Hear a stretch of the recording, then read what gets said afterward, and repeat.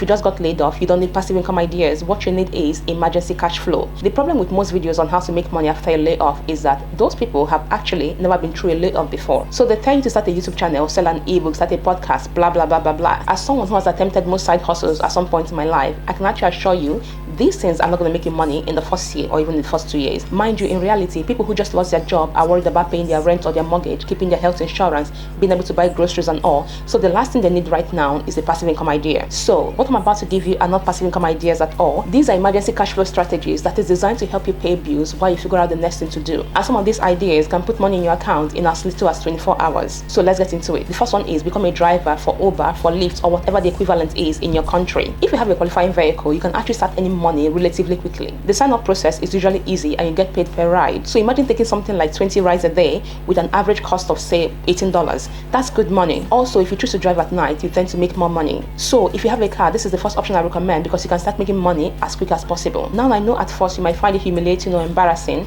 to be out there using your car in order to make money, but let me put this into perspective for you. That embarrassment you're feeling is coming from within you. I promise you, no other person feels that way towards you. It's all from you. Because mind you, this is actually some people's career. Like this is how some people make a living. There are families that the father or the mom, this is how they make a living, like just driving for Uber or Lyft or other, driving services. This is literally how they make money and that's how they sustain their family. So it's not as though there's something embarrassing about it. I just understand that because you're not used to that, you might find it embarrassing using your car and letting strangers in. But at the end of the day, this is like actually a job for some people. Some people sustain the entire family on driving alone and they love being their own boss. And mind you, you're the only person that knows about your circumstance. Your passenger knows nothing about it. Just like if I order an Uber, I have no way to know that you're just starting that job that day or you've been doing it for years. But of course, I'll tell you the full truth. There's a small fraction of passengers that tend to look down on drivers for their own reason, like based on their own stupidity. And I want to tell you right now, don't ever internalize the attitude of a passenger towards you. Don't ever do that. Their attitude is their problem and it has nothing to do with you as a person. It's just how they see people in certain categories. Your only business with them is take them to their location, get paid, and always remember why you are doing this job to make some money right now. The second option is food delivery services. Certain apps like DoorDash, Uber Eats, Deliveroo allow you to set your own schedule and choose when you go to work or when you pick up food deliveries for people. If you have a bicycle, a motorcycle, a car, you can do this job. And if you don't have, there are businesses that rent out bikes to people on a daily or weekly basis. You can try that out. The lovely thing about this option is the sign-up process is fairly quickly and you can start making money as soon as you can. And apart from the delivery fee that you get paid, most customers also tend to tip for delivery. So by the time you add up the money for delivery and the tips you get, that money adds up eventually. The other good thing is you get paid right away. Like, once you deliver the food, you get your tip and the delivery money and all, and that way you have money to sort yourself out. The third option is grocery shopping services. Instacart and other platforms will pay you to help people shop and deliver the food to their house. Mind you, there are people who don't like going to the grocery stores. Some people are disabled. People have reasons why they don't want to shop for themselves. So you can make money delivering that service for them. Again, just like the food delivery service, most customers will pay you for shopping well for them. So in addition to the delivery fee you get, you also make money from the tips. The fourth option is rent out a spare room. If you have a space, a short-term or long-term rental can actually provide a significant amount of money for you on a monthly basis. Now, if you're a lady, I advise that you be very careful and thoroughly vet the person you're going to rent out your room to. The last thing you need right now is a weirdo living with you. So just be careful who you're renting out to. Do your background checks before you rent out the room and all. Now, if you're someone who likes your privacy a lot, this might feel weird at first because you have to get used to a stranger being in your house all the time. But you can actually set some ground rules. For one, you can start out by renting to only people who have like a 9-to-5 job or like a 6-to-6 job, an 8-to-8, a 7-to-7. That way, most of the day they are out of the house and you don't see them, and you only see them like in the evenings, and by then you've enjoyed most of your space and all, and by the time they get back, it's usually for them to eat dinner and then go to sleep and then rinse and repeat the next morning. If you enjoy your privacy, you cannot afford to rent to someone who works remotely because unfortunately you're going to bump into them throughout that day and that will likely make you more frustrated. So stick to renting to those who have like a regular 9-to-5 job or a 6-to-6 and 8-to-8 like we said earlier. The fifth option that can bring you money as quickly as possible is pet sitting. Most pet owners need help when they're working long hours or when they're traveling. Most people don't like traveling with their pets, and the good thing is there are people who treat their pets as though they are children, so they're likely going to pay you like premium in order for you to like babysit for them or pet sit for them. Part of why I like this option is it's very flexible. Most people can drop the pet at your house or even have you come to their house and babysit for them or pet sit for them, sorry. So if they drop them at your house, they picked up in the evening, that way you can stay at home, do things around the house and still make money at the end of the day. The sixth option is house sitting. This is the one that most people are actually surprised at, that people can actually pay you to sit their house. How do you sit a house? For some people, when they travel, they don't like their house sitting empty in order to avoid someone burglarizing and all that. So they they will pay someone to come to the house, even live in the house and collect their mails and also maintain security for them. How do you find this job? Go to the rich part of town and you will realize that for the rich people, this is actually a common job for them because they tend to travel a lot and they don't like their house sitting empty. According to the statistics, most thieves don't like to meet someone in the house. So like, someone being in the house is a deterrent for like most criminals. So that is why they will pay for you to sit in the house. And usually they don't expect you to clean the house, just clean after yourself. All they need you for is just your presence in that house and you get paid for that. The seventh option is become a handyman or a task rabbit. Some people will pay you to help them assemble furniture, help them move, help them do the yard work, clean up their spaces and all. Things like yard work or minor repairs around the house are usually like, common because we have women and we have older people who choose to like pay someone else to do the job for them. It might be a surprise to you that some people don't like putting furniture together. They would rather pay someone else to do that for them. And the good thing is, apart from the money they pay you for doing this job, they usually will tip well if you do a good job. So whatever you know how to do or whatever skill you have, there is someone who is willing to pay you money to do that for them. Painting, cleaning, whatever.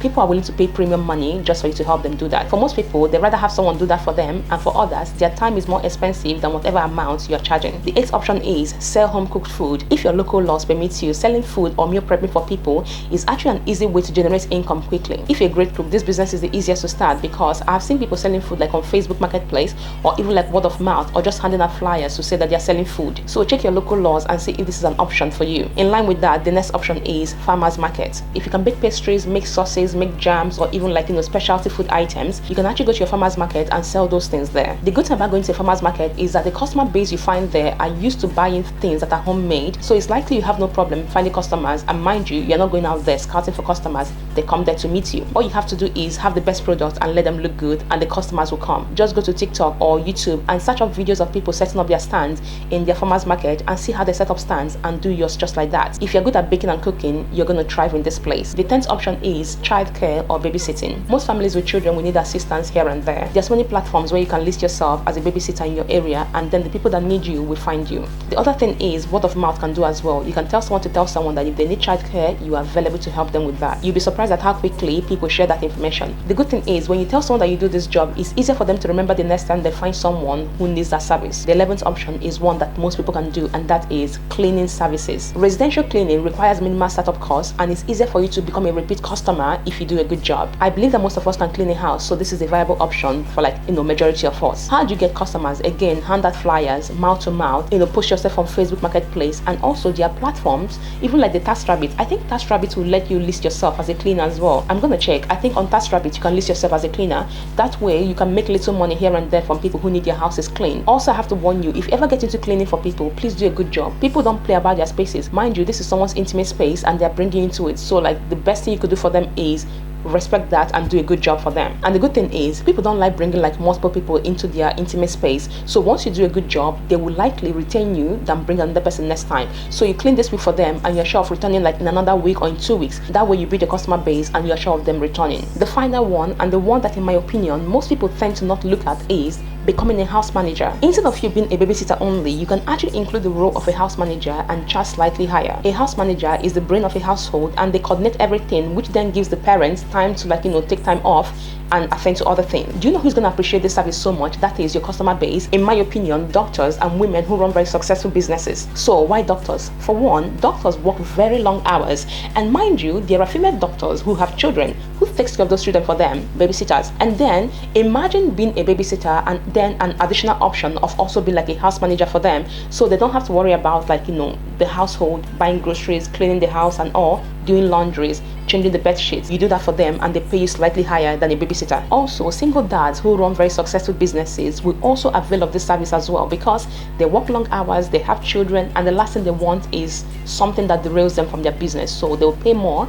in order for you to take care of things for them. You are quite literally taking off the weight of having a family from them and doing that job for them. Mind you, don't ever look down on house managers. There are house managers that get paid more than most professionals. You take care of the kids, you clean the house, you do the laundry, you buy the groceries, you basically do everything for them. Most people who can afford a house manager knows the value of a good house manager, so this is certainly an option if you are good at managing things, or if you are good in the house and all. With all said and done, for most people who have lost a job, the highest return activity is actually finding another job, not starting a business. So even if you want to start a business and become your own boss, I still recommend that you get a job. You can have a job and then run it alongside with your business, and once your business takes off, then you can quit your job. The worst place to be is when you have no job, no money, and your business is not taking off as you expected. Now I'll give you a bonus section. The 12 ideas I gave you earlier are things that will bring money to you as quickly as you can. But once that immediate financial pressure is reduced, it's time to start looking for something that is more sustainable. For example, freelancing, becoming a virtual assistant, becoming a social media manager, or even like becoming a customer rep. Again, full disclosure and honesty, this will likely take you a few weeks or months to land a client or even get a job, but eventually when you get one,